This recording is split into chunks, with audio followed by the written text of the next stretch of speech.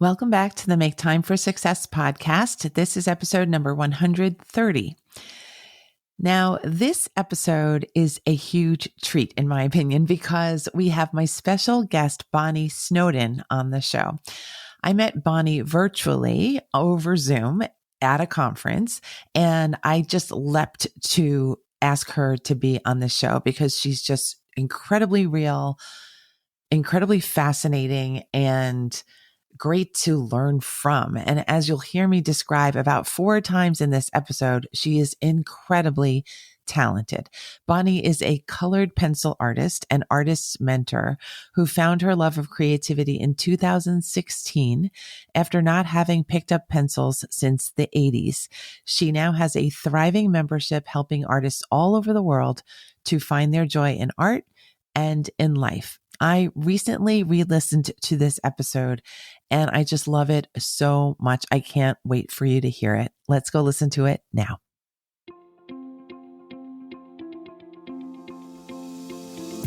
Hi, I'm Dr. Christine Lee, and I'm a psychologist and a procrastination coach. I've helped thousands of people move past procrastination and overwhelm so they could begin working to their potential.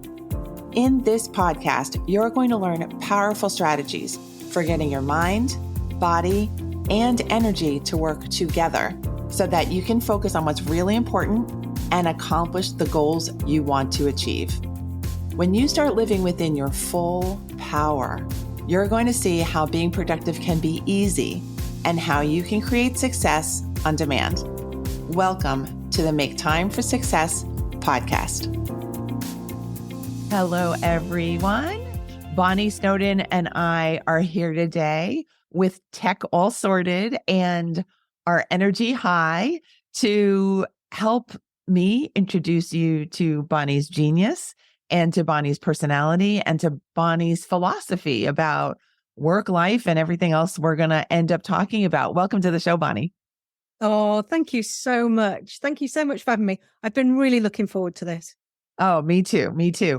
I met Bonny through a virtual conference and I heard her, I saw her work, and I just loved her spirit and approach to things, which is very fresh. It's very authentic.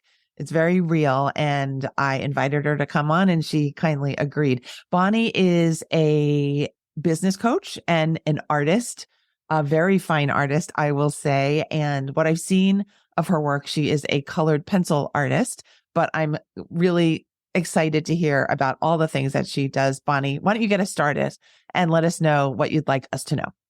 Yeah. Okay. So I'm Bonny. I'm from the north of England in the UK. I am a single mum of 3 and I've got loads of dogs and a cat.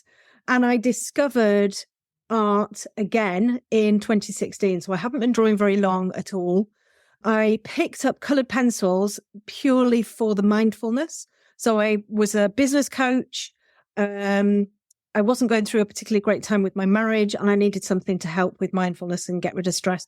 So I picked up colored pencils for coloring, adult coloring books, and it just took off from there. And I started doing commission pieces for people. And then because I have a very sharing nature, I love to share everything. People asked me if I was going to start teaching. So in 2019, I started teaching. And in 2021, I opened my own academy. And I now have, going onwards up to 3,000 students who I teach how to create realistic subjects with colored pencils. And that's basically what I do. That's amazing. And when Bonny says realistic, she's really meaning realistic. We're really imagine seeing a dog and believing that you can feel it and touch the fur. That's the detail and beauty with which Bonny does her work. It's stunning. It's really stunning. So thank you, Bonny, for explaining these things. Now, it was my false assumption that you became a business coach after being an artist. So it's great for me to hear that it was the other way around. Why don't you talk about the business coach part of your story? How did you get there? Oh, well, this is really interesting, actually. And I think I think there'll probably be some really. So I worked in design since I was 17. So I did 2 years at art college, wanted to go on and do a fine art degree, wasn't good enough. And my dad got me a job in an advertising agency as a tea girl.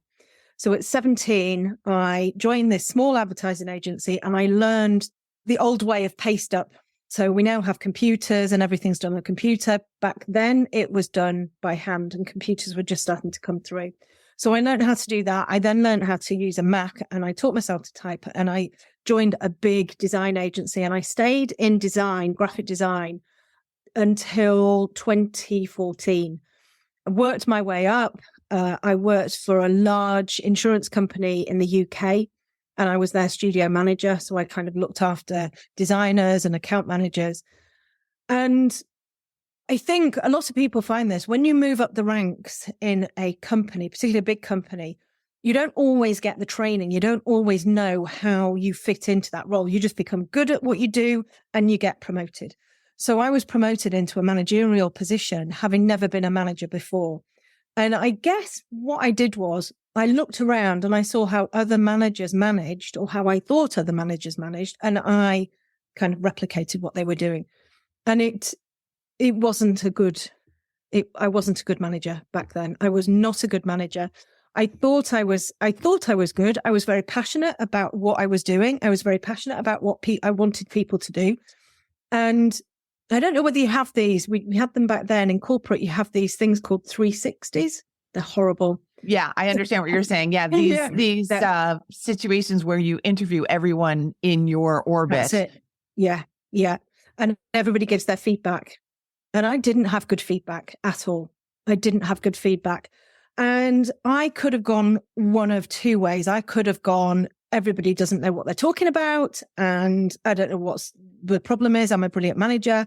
Or I could have taken that feedback and gone, oh gosh, I need to do something. I either change how I manage, I change how I believe I manage, or I'm out of a job.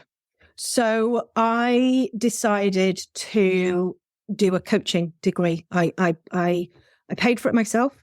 I've put myself through a coaching degree, and I became a qualified business coach.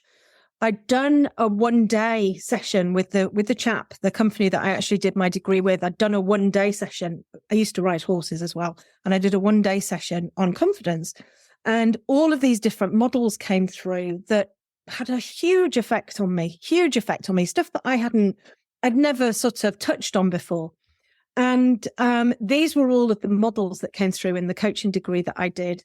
And I went on to work for this company who I took the degree with, and I was working overseas. I was working in the UK, and I absolutely loved it. And working with people. And I think the thing that I got most out of the degree wasn't that I could then go on to do a different career and help people. It was what I learned about myself. I learned how to reflect. I learned how to put myself into, I always thought I was empathetic. But actually, I never put myself in other people's shoes. I never looked at it from a different perspective. It was always, well, this is what I think, I'm passionate about it. This is what I'm doing. And that is not a good way to get on in the world at all. So that had a massive, massive, massive effect on me. And I became a business coach. I learned all of the different, how to coach people. I got a huge amount of joy out of that job, seeing people improve in their situations, whether it was coaching them through a situation, coaching them out of a job, all of that. I absolutely loved it.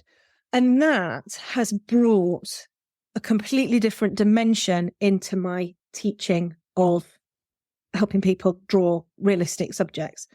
Because not only am I helping them draw realistic subjects and giving them techniques, and we do this and we use this color and blah, blah, blah, I'm also bringing that coaching element in. I'm also bringing have you tried looking at it from this perspective? Oh, well, you've just started. You were really excited last month. Now you're feeling, really despondent. Everything's going wrong. Can I just explain why this is happening? And it's not, I mean, there's a little bit of psychology in there, which you kind of get with the coaching training. But but it just all creates this fantastic bundle, if you like. People don't just need to know how to put a mark on the paper. They need to know why they feel like they feel when things don't go right, why they sit in front of a blank piece of paper and think, I can't draw anymore. It's all of those things. And that's what I bring to my teaching. I call it, well, it's confidence. I like to bring confidence, and I like to help people just sort of switch their mindset a little bit. And I think that business coaching side of stuff has been so beneficial to how I teach, because it has a different dimension, and that's what I say that I teach people. I say I teach people colored pencil. Actually, the biggest thing that I do is I help increase their confidence. That's what I do. And it's huge. People who are looking to be creative again when they haven't touched any kind of art material since they were at school, like me. It can be really daunting and it can be really scary. And actually having somebody there holding their hand, just encouraging them, telling them that this is completely normal, that, everybody feels like this, it just increases their confidence a little bit, and it gets them creating. And it's the creating side that is so, so, so important. This is so fun to listen to your story. And I have multiple reactions, of course. One is that you've been through a lot. Your journey has been rich and windy and really meaningful, personally meaningful. And I love that you're just sharing everything that you've learned in return, that you've gotten a lot from your education and your experience, and you're ready to just bring everyone with you, right? For a confidence ride, for a boost, for a better perspective, and for better art in the end, I'm sure.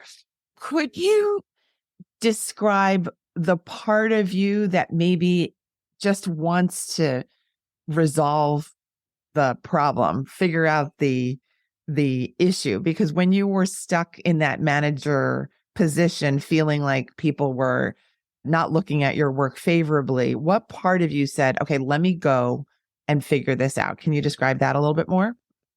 I think it was a complete shock, to be honest.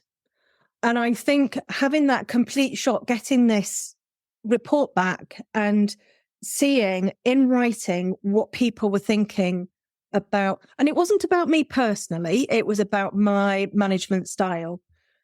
And I think looking at that was sort of like a pivotal point for me, because it was very clear from that report that if I didn't change, then there probably wasn't going to be a job for me. I mean, it wasn't in writing, but this is, I'm quite intuitive, and that's what I was getting, from that. And I think there was a lot of I can't remember exactly how I think I was very disappointed and sad, because I actually really loved my job. And I think at that point, it was probably a case of, well, okay, I either do something about this, it's there. There's evidence that what I've been doing is not right. Or I go and look for another job. And I actually really like my job, and I really like my team, and I thought, this is actually an opportunity for me to develop as a person. I mean, how old was I? That was back in, 20, I must have been about 40. Must have been. Mm-hmm. No, when was it? Oh, I can't remember. Anyway, it was. I think it was a chance for me just to go, do you know what? I can do this, and this actually could be, rather than it being a really horrific experience, this could be where I actually can become a much better person. And that, I think, was that point where I was just like, right, let's see how I can make a change here. Because clearly a change needed to be made. Yes. Not everybody was lying. They were telling the truth. Yes. The words that come to mind are growth mindset, that you didn't feel the need to stay stuck at that level or with those behaviors or with that feedback, that you saw that as a jumping off point for your life. may I ask about the empathy piece that you spoke about just after talking about that 360? And you said, well, you thought that you were being empathic, but it turns out you actually weren't acting empathically until you were made aware of what was involved. Can you describe your thoughts about how that Yeah. came to be and how you made that bridge? Yeah. You see, so it's funny because I come across as a very confident person, but actually I'm not really. As a child, I really wasn't very confident at all. And I'm much happier on the other side of a screen or in my own company. I'm really happy in my own company or in a group of people who I know. And I don't think I had a problem with understanding people, but when you then get put into a position where you're managing a group of people and some of those people don't think the same as you, we had quite a diverse team. People were very different personalities.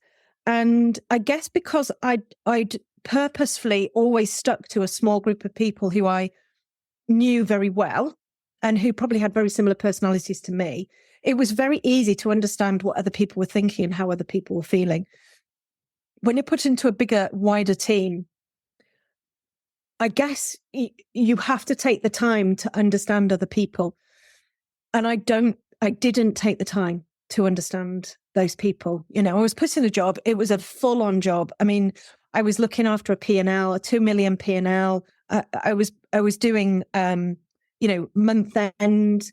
I was doing all the forecasting, all of the stuff that I hate. Figures and me they don't get on. So it was quite stressful. Obviously, I wanted to do it because it was a promotion, but it was quite a stressful job to put in that position and then have to kind of work with people and understand them. I think I put more into the doing the actual doing of the job rather than making a point of understanding the people. And it was when, obviously, when I'd had the feedback, I really started to understand how very important it is to really get to understand how other people work, to be able to work with them, in a nice way. It's really important to understand that. And I can't tell you, I mean, if I had a switch in front of me to demonstrate how this coaching just changed everything for me, the switch would be huge. I mean, it wouldn't be a little, a wall switch. It would be this massive, and it'd be like literally getting hold of it and going like this. It made an enormous, enormous impression on me. And it was like part of my brain hadn't been being utilized. I know this sounds really strange and it makes me sound as if I was a horrible person. And I really wasn't a horrible person. I was exactly the same person as I am now. But there wasn't that understanding of, everybody has a different view of the world. How I view the world is very different to how you view the world. I can walk down the street with somebody and I can be, oh, this is lovely. Sun's out, birds are singing. The person next to me, which was very much like my husband was, can be completely paranoid and think everybody's looking at him and, oh my goodness, this is so stressful. We're in exactly the same environment, but we see it very, very differently. And I did know that, but it wasn't a real proper understanding, I think, until I had gone through all of that training. I went through the training and I was like, oh my goodness, we need to put this into schools. Children need to learn this. Because I tell you what, the world would be so much nicer if everybody understood these models and, why this happened and reflects on things and all of that sort of stuff. Yeah. So I guess it was something that was there, but it wasn't something that I concentrated on. Yes. I deeply agree with you about the education piece, that we should actually bring this mindset work, this confidence work, this empathy work into our schools at every level, I believe. And I think it's sorely lacking. So thank you for mentioning that.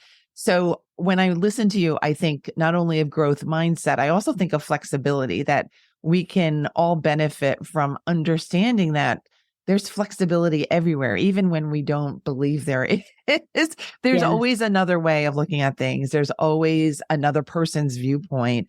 And our reality can actually shift quite rapidly if we allow it to. So this is a message for anyone listening who might be feeling stuck, who might be feeling like they're not good at something, who might be feeling like this is the dead end of the dead end, that really maybe borrow some coaching, maybe borrow an art course, maybe borrow a podcast episode and expand your view so that you have a little bit more room for you to grow into yourself, grow into a new perspective. There's always options. So thank you so much for describing your journey. That's okay. All right. Now, if you don't mind, can we talk about your art? Because it is so brilliant. It's really otherworldly, almost. I will say it's otherworldly. It's so unreal how you capture this detail. And it makes me think about the concentration that must be required to get that level of detail, but also the patience. And can you talk about these kinds of factors and what's involved in your art? Yes, I can. So the medium I chose to use, and I only use one medium, I get very funny about. I feel really guilty if I pick up any other medium. So colored pencil is my medium. Colored pencil is the slowest medium you can possibly choose. Little sticks of colored wax, or it is wax and oil based. They're hard. They're not like the pastels. They're not chalky. The pigment doesn't come out freely. And to get to a point of, you can use them for all sorts of different art genres, but for me, it's realism, and it's all about the layers. So you have to layer everything up. So it takes a long time.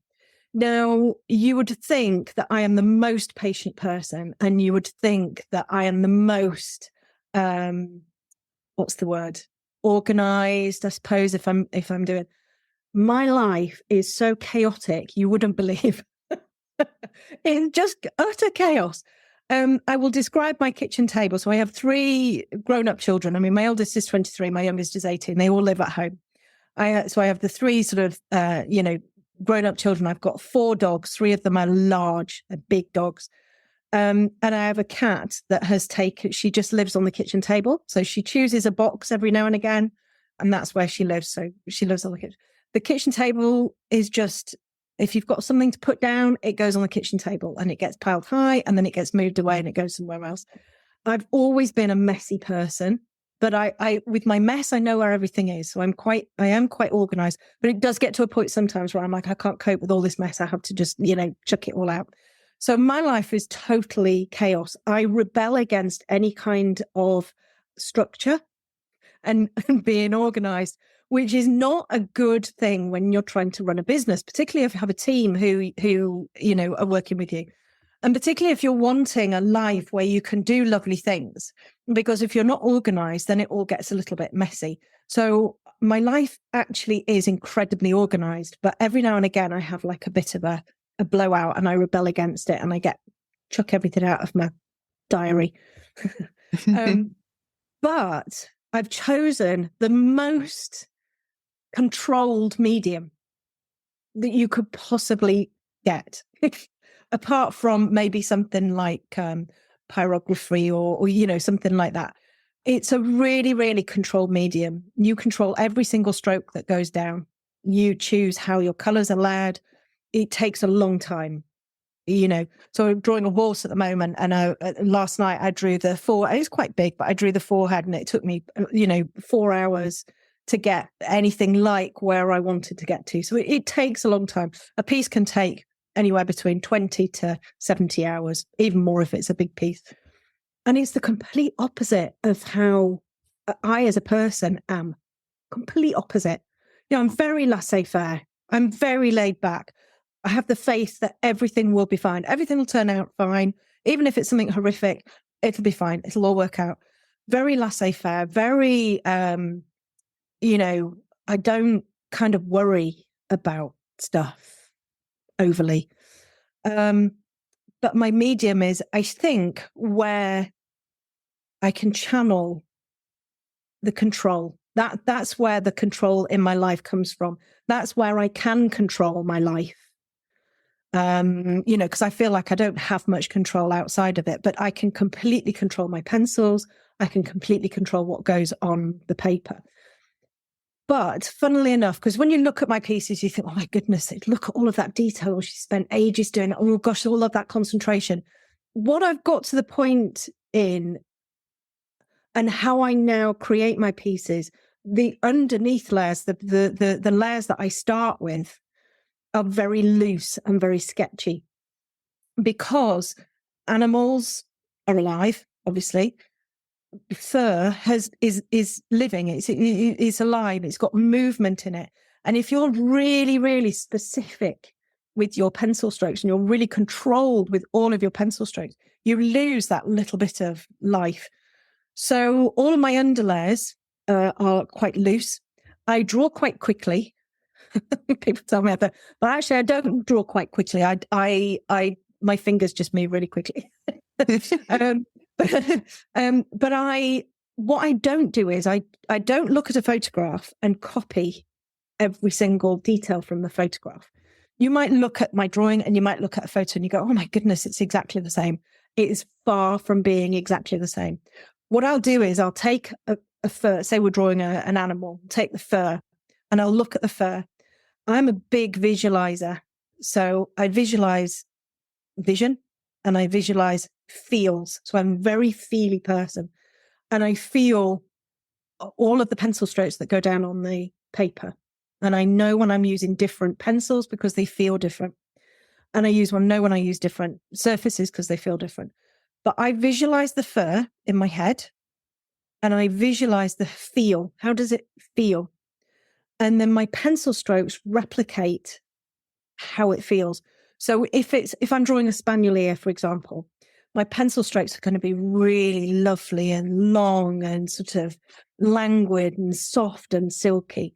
If I'm drawing, say, something that's got quite spiky fur, so like a horse, a cob horse, where it's got quite sort of sharp fur, quite bristly fur, then my pencil strokes are going to be more bristling. It's all going to come from the feel in my hands.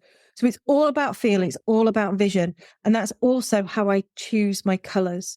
So all of my colour mixing is done in my head, which is quite tricky to teach because people want to know exactly what colours I'm going to be putting down, how to mix the colours, all of that kind of thing.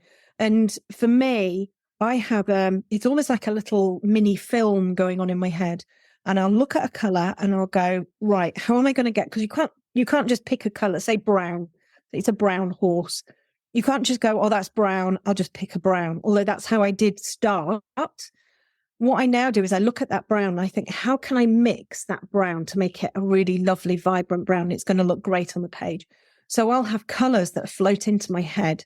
And I go, well, I'm going to use, I'll use blue an awful lot in my brown. So I'm going to use like a dark indigo. I'm going to use a walnut brown. I'm going to use a Caput Mortuum violet, which is a really dark red.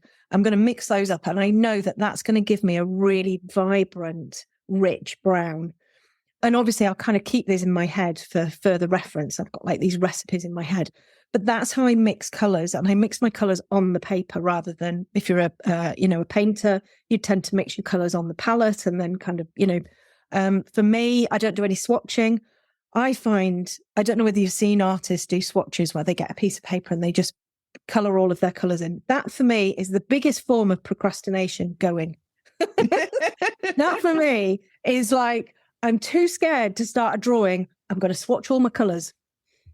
Yeah. Yeah. I think I've seen other forms of procrastination, but I understand what you're saying. And I love that your work is so perfect. And yet you're describing that the process is just this organic, flowy, non-hyper intentional, personal and feely process. And I can't stop from thinking that there must be some perfectionists in your crowd. No? Me. I'm not a perfectionist. You're not one. But I'm not. My students are. The students. Can you talk about that? Because your art, really, everyone, I keep talking about this art, but it's just glam, beautiful. And really this feeling of perfection. And so I would imagine at least some of your the audience that you attract are looking for the perfect answer, the perfect technique. And what do you do when you have people feeling the need for hyper control and high intensity control? Yeah, that's a really, really good question. And it comes up time and time again, because this is what stops people from moving forward. They want to make it perfect. We can't make anything perfect. Is there, isn't it? Perfect. Once you've done it perfectly, you don't need to do it again, do you? Because it's done. It's perfect. For me, perfect doesn't come into it. I said before, I'm quite laissez-faire, so I'm very laid back. Yes, I will spend time and I'll have visualized what I want something to look like, and I'll spend time getting it there.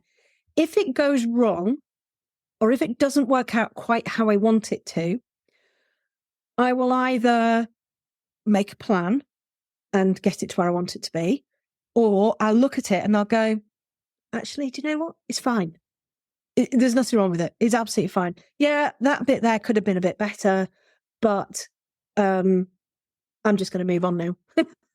It's absolutely fine. In the whole scheme of things, when the whole thing is finished, who's going to notice that? Nobody. So it doesn't matter. But what happens is I get a lot of students who get stuck on that. No, I need to get it perfect. So they'll get stuck on one particular part of a piece, and they'll get really, really frustrated. And it even stops people from drawing. They just put their pencils down and they say, I can't do it anymore. It's so frustrating. I can't do it anymore. I need it to be perfect.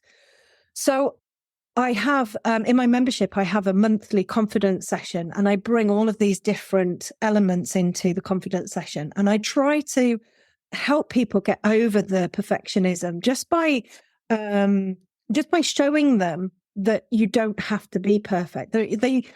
They're with me all of the time. I mean, I'm in my group. We draw live every week. They know that if something doesn't quite go right, I don't get really upset or fed up. So hopefully what I'm doing is I'm showing them that you don't have to be perfect. And actually, perfectionism is just the absolute, it kills all joy. We're here to really enjoy the process of drawing. Is the most amazing thing, because it takes you somewhere else. It takes you, you were talking about otherworldly. It takes you into a different world. It completely does. I very often find myself almost waking up when I've been drawing, and I look down and I think, oh, that's done. You literally go somewhere else. And if I was being perfect and like getting really frustrated with, one piece, I wouldn't ever get into that flow. I wouldn't ever get into that place where everything is just, happening. And this is what I try to teach, and I try to show by example. It's very difficult, I think, when somebody has a personality where that perfectionism is very much part of their personality. It's very much seated in their beliefs and their values.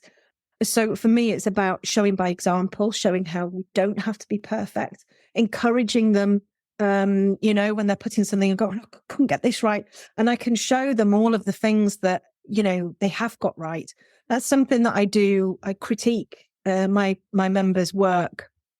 I do 25 critiques a week, which is a lot. I've done my 25 today, and I love critiquing people's work, because you can see how fabulously people are drawing and how they're developing. And what's really nice is that I can teach people how to self-critique as well. Not to, critique so bad that they're literally pulling the whole piece apart. But self-critique is about bringing out what's worked really well, and then what you need to work on, not what hasn't worked well. So it's what's worked really well and I'm proud of. What do I need to develop? What do I need to work on? What did I find more challenging? And the vocabulary, I think, is incredibly important. The vocabulary we use goes into our head, it then comes back as self-talk.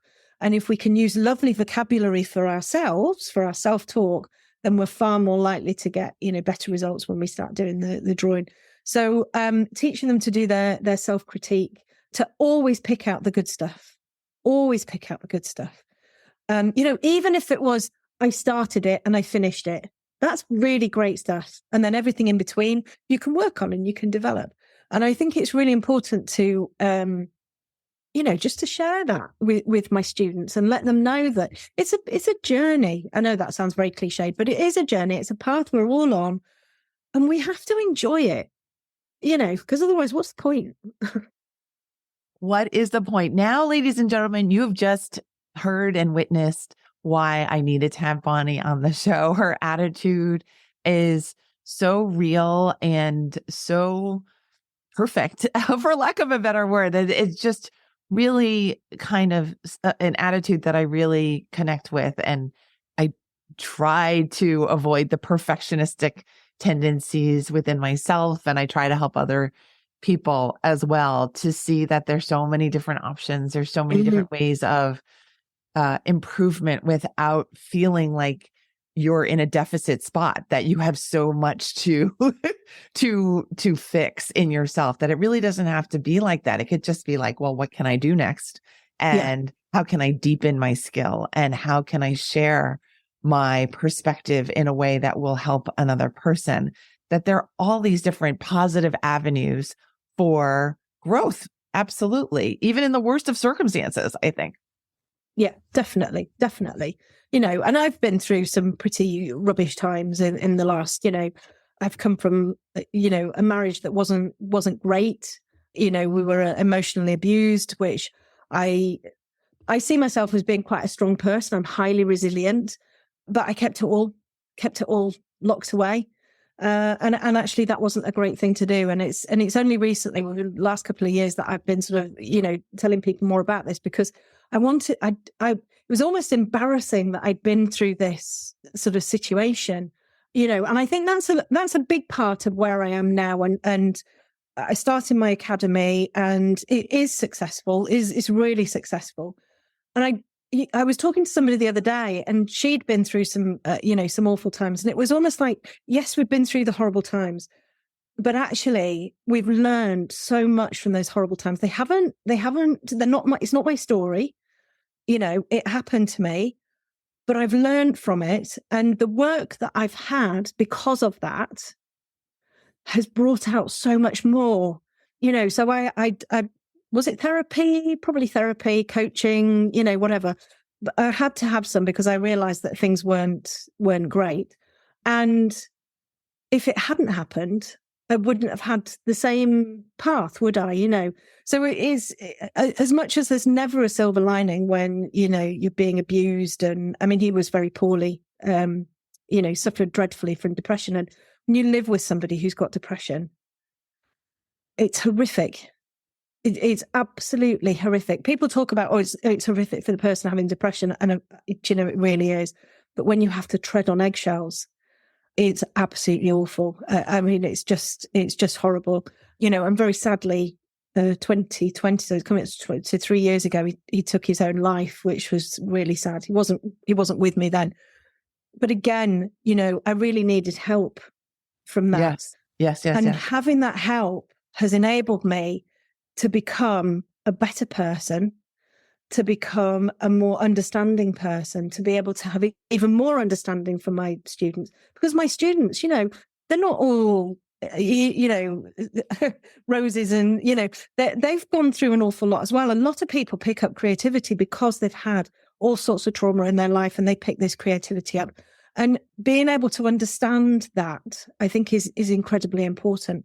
So I think, it's really helped me. This deeper self-work has really, really, really helped, I think, to get to, to where I am now, because it's given me more tools. I talked about being very visual, so I can visualize what I want to do in the future. I can visualize how I want to feel. I can visualize how I want to live. And I can put myself in that place, and I can feel what it feels like, and it feels fantastic. And then that gives me the motivation to actually to put things in place to be able to get where I want to be. And I couldn't have done that without having gone through all of this awfulness before. Yes, I'm thinking about that moment when you decided to pick up a colored pencil, and that must have been quite a juncture in your life. And I'm so grateful that you've been able to create so much beauty and wisdom and joy from the laissez-faire approach and from all the coaching and the growth and the work that you've done within yourself and also with your community. I want to thank you also for sharing your work and your wisdom with us today. I feel like joyful to know you, and I feel like I'm going to gift your academy membership to a few people and maybe even take part myself. Can you please explain how I would love to stay connected? I will stay connected with you, I am sure. Yeah. But your art, again, it just, so good. You're so sweet. You're so kind. Well, if you want to have a look at my work, you can find me on Facebook and Instagram, and it's Bonny Snowdon Academy. And then my website is bonnysnowdonacademy.com. My membership, I have loads of free stuff. So if anybody's out there wanting to just have a go, I've got loads of free stuff, loads of sort of mini tutorials, about 40 minutes long, that just gets you going. Even if you haven't got you can just use printer paper and your children's crayons or your grandchildren's crayons. You can use anything. And I've done them that way just to get people, starting to be creative. And then I take new members on every sort of 3 months into the academy. So the next opening is beginning of April, that I take new members on. Okay, terrific. I'm also seeing one of the dogs. That's four Slipper. Dogs. Yeah. Yeah. I've been very good. Yeah. No, I have 2 large dogs of my own, and they somehow seem to know that when podcasting, we need to chill. So we're lucky. We're lucky women. So I feel very lucky to know you, Bonny. Thank you so much for being here. Oh, my absolute pleasure. Thank you so much for inviting me. All right, everyone. Explore your creativity, explore your deeper self, explore the part of you that can let go some of the constraints that you might have in your day or in your mind, and come back and visit me on the show next week. It's the Make Time for Success podcast. Thank you so much for being a listener. Bye-bye. Thank you for listening to this episode of the Make Time for Success podcast. If you enjoyed what you've heard, you can subscribe to make sure you get notified of upcoming episodes. You can also visit our website, maketimeforsuccesspodcast.com, for past episodes, show notes, and all the resources we mention on the show. Feel free to connect with me over on Instagram too. You can find me there under the name Procrastination Coach. Send me a DM and let me know what your thoughts are about the episodes you've been listening to. And let me know any topics that you might like me to talk about on the show. I'd love to hear all about how you're making time for success. Talk to you soon.